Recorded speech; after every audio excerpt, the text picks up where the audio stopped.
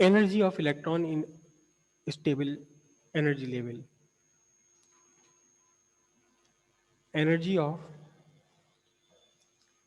electron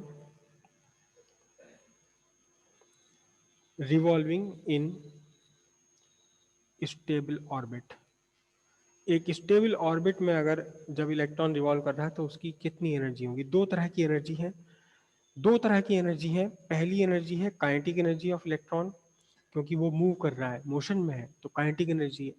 kinetic energy कितनी simple सी बात है, half m v square, half m. और वेलोसिटी अभी अभी हमने फाइंड कर ली है। कितनी फाइंड कर ली वेलोसिटी का? ये फॉर्मूला सीधे सीधे हम यहाँ से फिलहाल उठा लेंगे। कौन सा फॉर्मूला है? E square upon 2 epsilon naught N H. E square upon 2 epsilon naught N H whole square. तो अब आपके लिए काइनेटिक एनर्जी कितनी बन गई? काइनेटिक एनर्जी बन गई m e to the power 4, है ना, m e to the power 4। उसके बाद नीचे क्या आएगा? 4, 2 टू द 4 हो जाएगा, 2 का स्क्वायर, और फिर ये 8। फिर इसके बाद क्या है बोलो? Epsilon not square n square H square. ये काइनेटिक एनर्जी होगी जूल में। फिलहाल ये जूल में है, फिर किसी और यूनिट में से हम बाद में कन्वर्ट करते रहेंगे। ये काइनेटिक एनर्जी हो गई। अब उसके बाद क्योंकि ये इलेक्ट्रॉन रिवॉल्व करने के बावजूद भी, ये इलेक्ट्रॉन जब रिवॉल्व कर रहा है तब भी ये अट्रैक्शन में तो है। किसके अट्रैक्शन में है? न्यूक्लियस के अट्रैक्शन में। न्यूक्लियस के अट्रैक्शन में है, तो फिर इसमें एक इलेक्ट्रिक पोटेंशियल एनर्जी भी है, क्योंकि अट्रैक्शन में है, अट्रैक्शन से बंधा हुआ है। तो दूसरी एनर्जी इसमें इलेक्ट्रॉन में कौन सी है? Electric potential energy. और इलेक्ट्रिक पोटेंशियल एनर्जी कितनी? 1/4 पाई एप्सिलॉन नॉट, बोलो, Q1 Q2 अपॉन आर। तो यहां कितना है? चार्ज ऑफ न्यूक्लियस ई है, चार्ज ऑफ इलेक्ट्रॉन ये है, और अपॉन में आर। माइनस माइनस ले लिया क्योंकि अट्रैक्शन है यहाँ पर। अट्रैक्शन में वाली पोटेंशियल एनर्जी निगेटिव होती है हमेशा। तो कितना बनेगा देखो ध्यान से, क्या बनेगा? Minus e square by 4 pi epsilon naught r. अब यहाँ आर की वैल्यू हमें और सब्स्टिट्यूट करनी पड़ेगी। E square upon 4 pi epsilon naught, minus में है ये, और आर कितना था? आर है epsilon naught N square H square upon pi M E square. तो उल्टा कर लूँ ना मैं इसको यहाँ पर, क्योंकि अपॉन में आर था। पाई एम ई स्क्वायर ऊपर ले लूँ और ये अपॉन में ले लें, pi M E square upon pi M E square, और अपॉन में क्या आएगा? Epsilon naught N square H square. ये आया epsilon naught N square H square. Okay, अब जरा देखिएगा ध्यान से, इलेक्ट्रिक पोटेंशियल एनर्जी। तो इलेक्ट्रिक पोटेंशियल एनर्जी में कितना आया? माइनस, देखो एक पाई से तो पाई कैंसिल हो जाने वाला है, ऊपर क्या बचेगा आपका? m e to the power 4 divided by, ये 4 रह गया यहाँ, पाई कैंसिल हो चुका है, एप्सिलॉन नॉट मल्टीप्लाई होकर epsilon not square n square H square joule. ठीक है, ये आपकी बन गई क्या? Electric potential energy. सिंपल सी मैथमेटिक्स है, बिल्कुल सिंपल मैथमेटिक्स है, कोई इसमें इंटीग्रेशन डिफरेंशिएशन कुछ भी नहीं है। अब दो दो एनर्जी है इलेक्ट्रॉन की, एक तो kinetic energy due to its motion, दूसरी कौन सी एनर्जी है? Electric potential energy due to attraction of nucleus. तो टोटल एनर्जी कितनी होगी बोलिए? Total energy of electron is equal to कितना होगा? Kinetic energy plus electric potential energy. बहुत ध्यान से देखना, जरा मैं शॉर्ट में कर रहा हूं, बहुत ध्यान से देखना, बहुत ध्यान से समझना इसे। देखिए, दो आपके पास फिगर्स हैं, काइनेटिक एनर्जी पॉजिटिव में है और इलेक्ट्रिक पोटेंशियल एनर्जी निगेटिव में है। ध्यान से देखो, m e to the power 4 m e to the power 4, epsilon not square n square H square. बस डिफरेंस क्या है? यहाँ 8 है, यहाँ 4 है ना? तो इसमें कौन सी वाली बड़ी है? ये बड़ा है या ये बड़ा है? काइनेटिक एनर्जी बड़ी है, पोटेंशियल एनर्जी बड़ी है? हाँ, पोटेंशियल बड़ी, काइनेटिक बड़ी है इसमें से? काइनेटिक एनर्जी में 8 आ रहा है, पोटेंशियल एनर्जी में 4 आ रहा है। पोटेंशियल एनर्जी छोटी है, काइनेटिक एनर्जी बड़ी है, या नहीं? हाँ जी मावी साहब, पोटेंशियल एनर्जी बड़ी है, क्यों? न्यूमेरिकली ये वैल्यू बड़ी है, लेकिन ये निगेटिव में है। तो अब ध्यान से देखना, सिर्फ और सिर्फ 8 का डिफरेंस है। तो जब मैं इन दोनों को ऐड करूंगा तो घबरा मत जाना, सीधे सीधे ऐड करके इसका आंसर लिख रहा हूं मैं, minus e⁴ divided by 8 pi epsilon not square n square h square joule. ये बन गई आपके लिए क्या? Total energy. अच्छा, एक चीज छोड़ दी मैंने, अब भी क्या? m छोड़ दिया यहाँ पर, है ना? ये दोनों बिल्कुल आधी तो है, ये वाली काइनेटिक एनर्जी आधी है, किसकी आधी है? न्यूमेरिकली आधी है पोटेंशियल एनर्जी की। तो इस पूरे में से आधा सब्ट्रैक्ट कर दो तो आधा बच जाएगा ये। ठीक है, ये आपकी टोटल एनर्जी हो गई। अब यहां ध्यान से देखिए, मास ऑफ इलेक्ट्रॉन कांस्टेंट है, चार्ज ऑफ इलेक्ट्रॉन कांस्टेंट है, पाई भी कांस्टेंट है, 8 भी कांस्टेंट है, एप्सिलॉन नॉट भी कांस्टेंट है, और प्लैंक कांस्टेंट भी कांस्टेंट है। बस वेरिएबल क्या है? वेरिएबल है एन स्क्वायर, है ना? तो हम इसे स्टैंडर्ड वैल्यू सारी सब्स्टिट्यूट कर लेते हैं, किसके अलावा? एन के अलावा, क्योंकि एन तो वन, फर्स्ट ऑर्बिट के लिए 1, सेकंड ऑर्बिट के लिए 2, थर्ड ऑर्बिट के लिए 3 हो जाएगा। तो फिर सब्स्टिट्यूटिंग स्टैंडर्ड वैल्यूज, ठीक है? तो इसमें स्टैंडर्ड वैल्यू भी सब्स्टिट्यूट कर ली, और जूल को हमने इलेक्ट्रॉन वोल्ट में भी कन्वर्ट कर लिया। या मैं करके दिखाऊं बीच में, जूल को इलेक्ट्रॉन वोल्ट में कैसे कन्वर्ट करते हैं? पीछे हमने वो डिस्कस कर ही लिया पूरा। तो ये सब निकल कर आता है -13.6 divided by n square electron volt. ये ईवी, ये मत समझ लेना चार्ज ऑफ इलेक्ट्रॉन, ये वी वेलोसिटी नहीं है, ये पूरा यूनिट है इलेक्ट्रॉन वोल्ट। ये निकल कर आई टोटल एनर्जी कहीं भी किसी भी ऑर्बिट में। तो इसमें सबसे बढ़िया रिजल्ट क्या आ रहा है कि जो टोटल एनर्जी या एनर्जी ऑफ इलेक्ट्रॉन है, it is inversely proportional to n square. और क्योंकि ये निगेटिव है, तो इसका मतलब क्या हुआ? टोटल एनर्जी में निगेटिव आने का मीनिंग ये है कि इलेक्ट्रॉन भले ही घूम रहा है, इलेक्ट्रॉन भले ही वो न्यूक्लियस से दूर है, वो ऑर्बिट में रिवॉल्व कर रहा है, लेकिन ये इलेक्ट्रॉन न्यूक्लियस के अट्रैक्शन के अंदर अंदर है। अब भी इलेक्ट्रॉन न्यूक्लियस के अट्रैक्शन से बंधा हुआ है। समझ रही बात? Total energy n square. तो फर्स्ट ऑर्बिट में कितनी एनर्जी होगी? अब मैं फटाफट सारी वैल्यूज कॉपी कर देता हूं, जैसे कि आपके पास पीडीएफ है। फर्स्ट ऑर्बिट में, फर्स्ट ऑर्बिट के लिए एन इज इक्वल टू 1 हो जाएगा। तो E1 आपका निकल कर आएगी -13.6 इलेक्ट्रॉन वोल्ट, है ना? सेकेंड ऑर्बिट के लिए एन की वैल्यू 2 हो जाएगी, और सारी वैल्यू सब्स्टिट्यूट जब करेंगे, यानी 13.6 को 4 से डिवाइड करना पड़ेगा, तो ये निकल कर आएगी -3.4 इलेक्ट्रॉन वोल्ट। थर्ड ऑर्बिट के लिए निकल कर आएगी एन की वैल्यू 3, और E3 निकल कर आएगा आपका -1.51 इलेक्ट्रॉन वोल्ट। इसी तरह फोर्थ ऑर्बिट के लिए मैंने बहुत सारे यहाँ कैलकुलेट करवा रखे हैं। फोर्थ ऑर्बिट के लिए एन की वैल्यू रखी जाएगी कितनी? 4, और 1.36 को हमने 16 से डिवाइड करना पड़ेगा, तो 1 से भी कम हो जाएगा, -0.54 इलेक्ट्रॉन वोल्ट।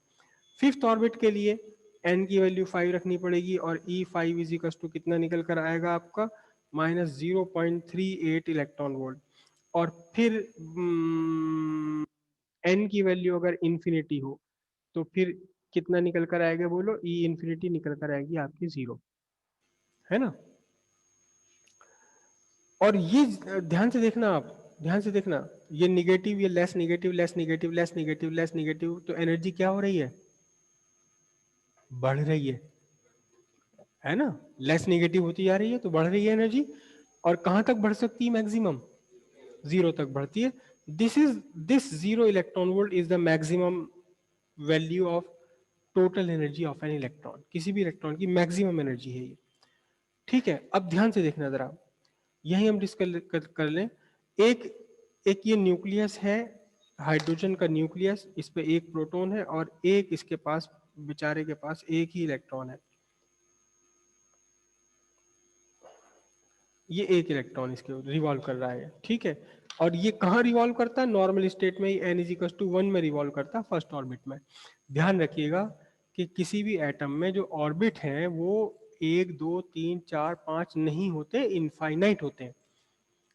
हाइड्रोजन है, अक्सर हम केमिस्ट्री में कहते हैं हाइड्रोजन में कितने शेल हैं बेटा? एक शेल। उसमें कितने इलेक्ट्रॉन है? एक इलेक्ट्रॉन। हाँ मुझे आ गया। हीलियम में कितने शेल है? हीलियम में एक शेल है। एक, उसमें कितने इलेक्ट्रॉन है बेटा? उसमें दो शेल। अच्छा, फिर कौन सा आया? फिर लिथियम। लिथियम में कितने शेल होते हैं जी? उसमें दो शेल होते हैं। पहले शेल में कितने इलेक्ट्रॉन है? दो इलेक्ट्रॉन। दूसरे शेल में कितने इलेक्ट्रॉन है? एक इलेक्ट्रॉन। अरे भैया, सब में इनफिनिट शेल है। हाइड्रोजन में भी इनफाइनाइट है, लेकिन बात क्या है कि फर्स्ट शेल में इलेक्ट्रॉन है, बाकी इसके ऊपर के सेकंड थर्ड फोर्थ फिफ्थ से वो खाली पड़े हुए हैं, वो सब खाली पड़े हुए हैं। वहां भी अगर कोई कंडीशन बन जाए तो वहां भी इलेक्ट्रॉन आ सकता है, लेकिन ग्राउंड स्टेट में, नॉर्मल स्टेट में ये कहाँ है? फर्स्ट शेल में। बाकी सारे के सारे खाली पड़े हुए हैं। तो अगर इस इलेक्ट्रॉन को इस हाइड्रोजन एटम से यहां से हमें एस्केप करा देना है, आप ये चाहते हैं कि इलेक्ट्रॉन यहाँ इस हाइड्रोजन एटम से बाहर निकल जाए, बिल्कुल एस्केप हो जाए, हाइड्रोजन एटम को छोड़ करके चला जाए, तो क्या करना पड़ेगा? बैक छोड़ देते हैं, टाइम की वैसी कमी है। देखो n इज इक्वल टू 1 है, फर्स्ट ऑर्बिट में एक इलेक्ट्रॉन है ये, ठीक है। Energy of electron in first orbit is equal to -13.6 electron volt, ठीक है। Energy of electron in infinity orbit कितनी है? 0। तो let x amount of energy is to be given, तो कितना होगा? -13.6 में x एनर्जी और दे दो, इतनी कि दोनों मिलकर क्या हो जाए? 0 हो जाए, तभी तो इन्फिनिटी में पहुंच जाएगा ये। तो अब आपका x कितना आएगा? 13.6 electron volt. 13.6 electron volt energy दे दीजिए, ताकि ये 13.6 एनर्जी जो आपने दी है और -13.6 जो उसके पास ऑलरेडी थी, दोनों मिलकर कितनी हो जाएंगी? दोनों मिलकर 0 हो जाएंगी। और जीरो जीरो होने का मतलब कहां पहुंच जाएगा वो? इन्फिनिटी पे। मैंने आपको चकरा दिया था कि किसके बराबर, आप सही थे। आपको ये कहना था कि जितनी इसकी एनर्जी है फर्स्ट लेवल पर, उतनी ही पॉजिटिव दे दो। माइंड में यही था क्या बात? हाँ, वो मैंने कंफ्यूज कर दिया तो कंफ्यूज हो गए। क्यों शकुन शर्मा, आपकी माइंड में यही थी बात? नहीं, आप कुछ और सोच रहे थे? नहीं, बताओ अगर कुछ है हिसाब तो। ये आपकी एनर्जीज हो गई, है ना। मिनिमम एनर्जी कितनी है? -13.6 इलेक्ट्रॉन वोल्ट। और मैक्सिमम एनर्जी कितनी है? 0 इलेक्ट्रॉन वोल्ट, ठीक है। अब देखना जरा ध्यान से, -13.6 और -3.6, इन दोनों में कितना गैप है? इन दोनों में अगर गैप आप देखो तो कितना एनर्जी का गैप है बताना? 10.2 इलेक्ट्रॉन वोल्ट का, है ना गैप। इन दोनों में अगर आप गैप देखो तो कितना गैप है ये? गैप गैप गैप अगर कैलकुलेट करोगे तो कितना आएगा? चलो गैप गैप वैप के चक्कर में नहीं पड़ रहे हैं हम, सीधे हम ग्राफ बनाते हैं इसका। इस पूरे को एक ग्राफिकल रिप्रेजेंटेशन देना है हमें, बहुत इंपॉर्टेंट है, क्योंकि एनर्जी लेवल डायग्राम पर बहुत सारे क्वेश्चंस आते हैं एग्जाम में। ग्राफ तो एग्जाम में अब खूब आ रहे हैं, खूब ग्राफ आ रहे हैं। तो आपने क्या काम किया? एक्स एक्सिस पर, एक्स एक्सिस नहीं, केवल यहाँ वाई एक्सिस पर ही रिप्रेजेंट करते हैं आप। ये आपने ऐसे एक ग्राफ ड्रॉ कर लिया, ठीक है। यहाँ आपके हो गए, ये आपका n इज टू 1 हो गया, जिसे आप क्या कहेंगे? जिसे आप कहेंगे ग्राउंड लेवल, ठीक है। और ग्राउंड लेवल पर कितनी एनर्जी है? कितनी एनर्जी है इलेक्ट्रॉन की? ग्राउंड लेवल पर एनर्जी है इवन कितनी? -13.6 इलेक्ट्रॉन वोल्ट, करेक्ट। अब अगली कितनी एनर्जी है बताना? अगली कितनी एनर्जी है इलेक्ट्रॉन की? फर्स्ट एक्साइटेड स्टेट, इसे हम n इज इक्वल टू 2 को बोलते हैं first excited state. First excited state में कितनी? -13.4, और डिफरेंस कितना है इसका? 10.2। तो यहां से आपने क्या लेना है? यहां आपने यहां से और यहां से यहां तक 10.2 सेंटीमीटर पर एक लाइन लगा देनी है, एक मार्क लगा देना। कितने पर? 10.2 सेंटीमीटर पर। आपने ये कहा कि y एक्सिस पर आपने क्या लिया, y एक्सिस पर आपने ली है एनर्जी। एनर्जी कैसे कि 1 centimetre is equal to 1 electron volt आपने ले लिया। तो 10.2 पर लगाया और ये आपका क्या बन गया, ये बन गया n इज इक्वल टू 2 और यहाँ एनर्जी कितनी है E2 कितनी है बोलो, 10 point minus 10.4 electron volt, correct. और इस n is equal to 2 level को हम बोलते हैं क्या, फर्स्ट एक्साइटेड स्टेट। क्या, अच्छा हाँ 3.4 है, वो मैंने एक्चुअली गैप बना दिया।